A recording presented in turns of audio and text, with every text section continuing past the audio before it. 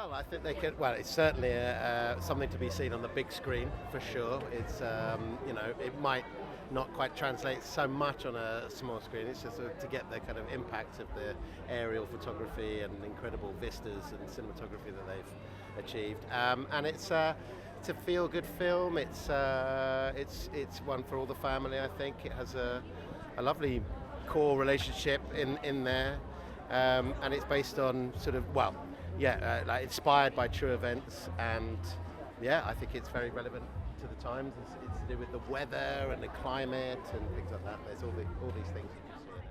Well, I mean, that if you could actually know what that is, then you'd be a very rich person. It's chemistry. I mean, that's it. It's been proved before, and in this they just work tremendously well together, and I think that they obviously respect each other's work tremendously, and then when they're together, it shines. It elevates it. I think what's nice as well about their relationship is you can't quite tell at the beginning where it's going to go, because obviously we find out about what's happened with Amelia's husband, and then obviously with him, and they almost become like a sibling relationship in some degrees, isn't it, really? Because they really do look out for each other. Yes, absolutely, and I think it's.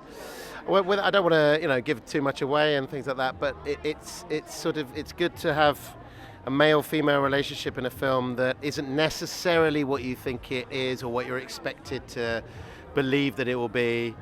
But maybe it is, I don't know. It's good to have that sort of it's very truthful, I think, to have a more, an honest relationship between a man and a woman that doesn't necessarily result in what you might think, oh no, I've probably given away too much. Yeah. Talking about expectations, I think particularly with Felicity's character, I think when people think of this period of history, the limitations on women that we imagine don't seem to apply to this character. Can you talk about what that represents to you and why it's important for that? Well, I mean, I don't know the true story behind the characters that these are inspired by, but of course, it's one of those things, isn't it? We don't think of female characters or female people in the past of being pioneers or groundbreaking this and that, but that's just blatantly, I don't know what the right word is, but utterly untrue.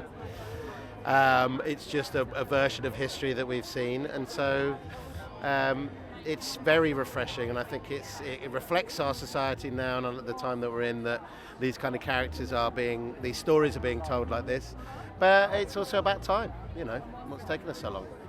What does it mean for you and the rest of the team to be sharing the film here specifically at the BFI London Film Festival? Well, as a Londoner, I love it. This is my city. I'm born and raised here, and it's tremendously exciting. And I hope people will go out and see it and enjoy the film. That's my final question. When people do go out and see the film, obviously this is a human drama, but beneath that there's some pretty big themes about the spirit of human exploration and climate. What are you most hoping that audiences take away from those elements of the story? Well, there's a great line in it, which is, and I'm probably going to not get it quite accurate, but it's not about the world that you see, it's about the world that you're in.